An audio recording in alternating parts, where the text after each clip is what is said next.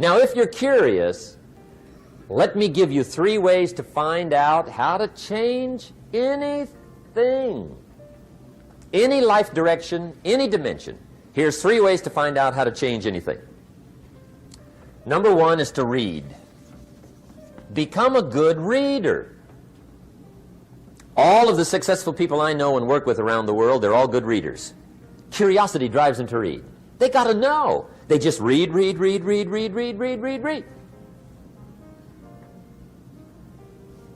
Become a good reader. Now, that's my opinion. Listen to the other lecturers and listen to me and make up your own mind. Don't be a follower. Be a student. Okay? I say, really, for life change, you got to read. One way to learn is from your own experiences, but another way to learn is from other people's experiences. See, one book might save you 5 years if you read it. Did you know there's books on how to be stronger, more decisive, be a speaker, be a leader, have a better effect on other people, develop your personality? Did you know there's books on that? And people don't read them? How would you explain that? And they can read. Did you know that hundreds of successful people have written their stories in books and they wrote down how they did it and people don't read it? How would you explain that? The guy's busy, I guess. You know, you get tied up. The guy says, well, yeah, you work where I work, but the time you struggle home, it's late. You got to eat a bite of supper, watch a little TV, get to bed. You can't sit up half the night reading. And the guy's behind on his car payment. Good worker, hard worker, sincere. But you got to be better than sincere and work hard. Otherwise, at the end of your life, you'll wind up cold, stony broke. You got to be better than a good worker. You got to be a good reader. The whole world is governed by laws. The universe, in fact. Laws. We call it the law of electricity. We call it the law of gravity. There's mathematical laws. There's physical laws. Speed and velocity laws. Agricultural laws. There's all kinds of laws. Now that we find ourselves on the spinning planet, you just have to learn what I call the setup. Learn the setup. Life's setup. Now, we didn't set it up, but we're here, so you got to learn it. And we should learn the setup for 2 basic reasons. Number 1, to keep from getting hurt. It's one of the major reasons for learning, so you won't get hurt. See, economically, socially, personally, you can get hurt just not knowing. Ignorance is not bliss. Ignorance is poverty. Ignorance is tragedy. You got to know, or you're going to get hurt. It's good to know not to walk out the 10-story window. That's excellent information. Now, what if a guy didn't know and he walks out? Now he's dead at the bottom. Somebody says, well, the poor guy didn't know. You got to know, or you're going to get hurt. Okay. Now, here's a parenthesis. You don't have to like the setup. I don't ask you to like how it is. That's not what's important. But it is important to learn how it is. Okay? So you don't have to like it, but you should learn it. That's what I tell the kids, right? Make sure you get the information.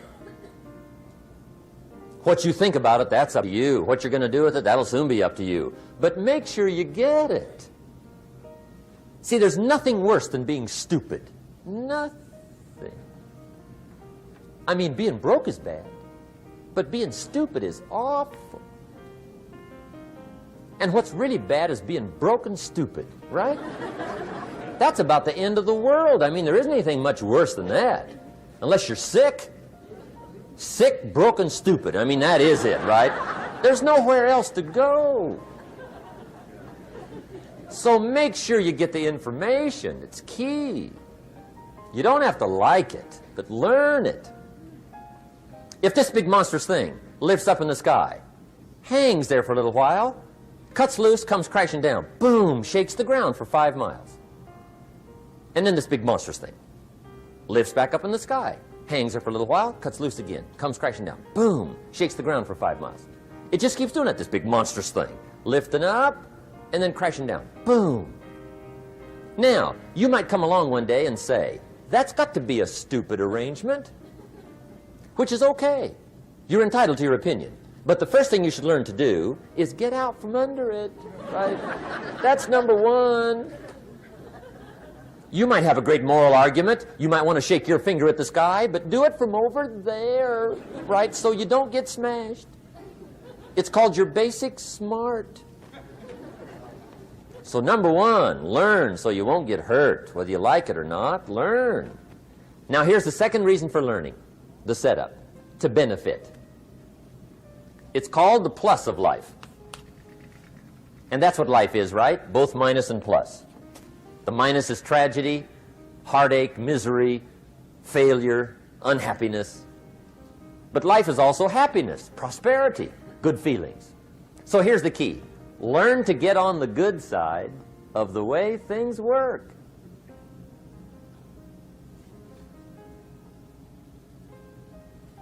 Now here's 2 of the basic laws, and we'll take our break. Shof taught me these. They come from the Bible. Now again, I'm an amateur, okay, when it comes to the Bible. I'm not a pro. So you'll sort of have to take my way of putting it. But here they are. The first one is the law of use. The law of use. And it goes something like this. Whatever you don't use, you lose. Lack of use causes loss.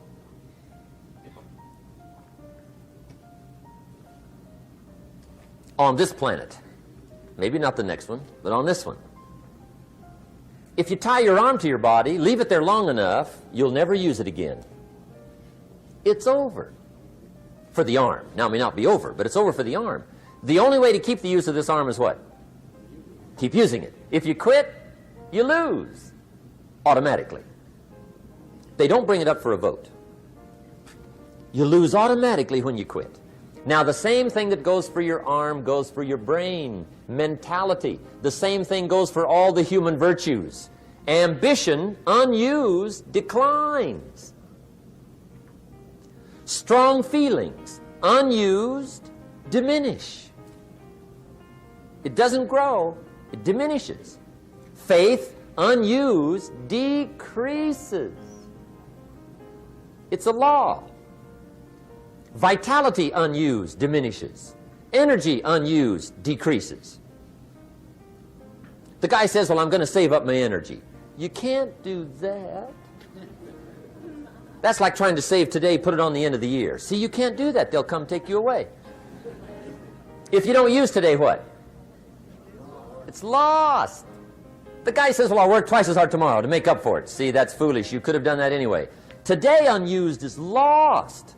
A talent unused is lost. An ability unused is lost. So here's one of the key expressions of the evening. Take a new inventory of yourself. Starting tomorrow, new project. Take a new inventory.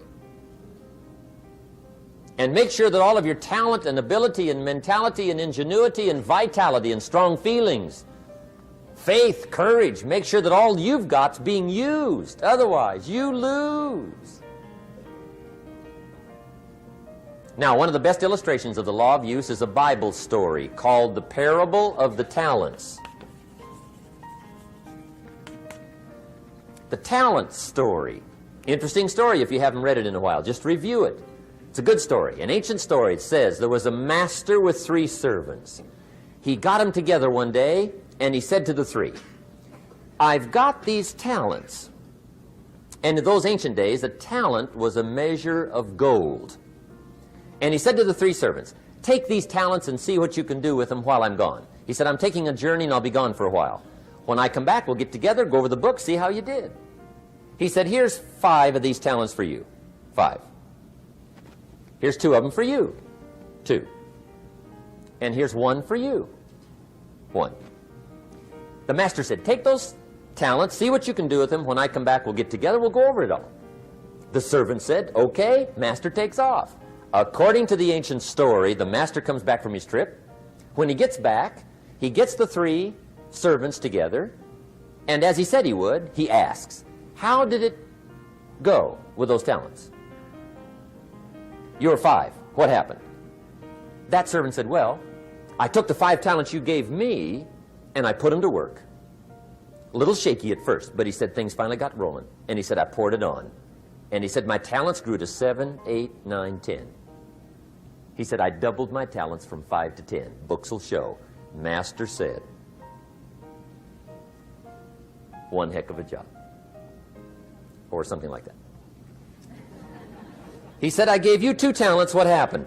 That servant said about the same thing happened to me. I put those 2 talents to work, poured it on. They grew to 3 and then to 4. He said, I doubled my talents from 2 to 4. Books will show. Master said, well done. He said, I gave you 1 talent. What happened? That servant said, well, I took the talents you gave me, and I carefully wrapped it, and I dug a hole and buried it. And camouflaged it, I suppose, right? So nobody would steal it. And he said, fortunately, nobody got it. And he said, I knew you were going to be here today, so I dug it up. Here it is, safely wrapped. I did not lose it while you were gone. According to the ancient story, the master said, take that talent away from him and give it to the man that's got 10. Now you might say, well, I don't like that arrangement. The poor guy's only got 1 talent. He's already got 10. It ought to be more even. Remember, I didn't ask you to like it. But this one I would ask you to learn, because it simply means whatever you do not employ, you forfeit. It's a law. So learn well the law of use.